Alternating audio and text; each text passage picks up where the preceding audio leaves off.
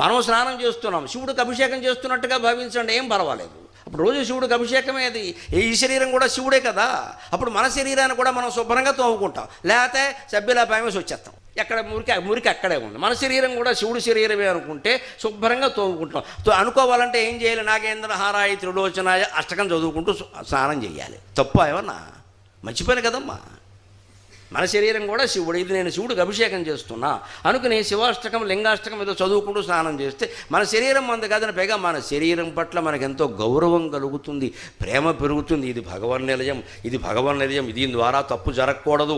సరిగ్గా గాంధీ గారు చెబుతారు, చెడు అనవద్దు, చెడు వినవద్దు, చెడు కనవద్దు. ఎందుకంటే ఇది భగవత్ శరీరం, దీనికి స్నానం చేయిస్తున్నామంటే భగవంతుడికి అభిషేకం చేస్తున్నాం, దీనికి అన్నం పెడుతున్నామంటే దేవుడికి నైవేద్యం పెడుతున్నాం. కాబట్టి ఈ శరీరంతో నేను ఏ తప్పు చేయొద్దంటే జన్మాంతం పవిత్రంగా ఉండే అవకాశం ఇచ్చింది ఒక్క హిందూ మతం మాత్రమే, ఆరాధన ద్వారా.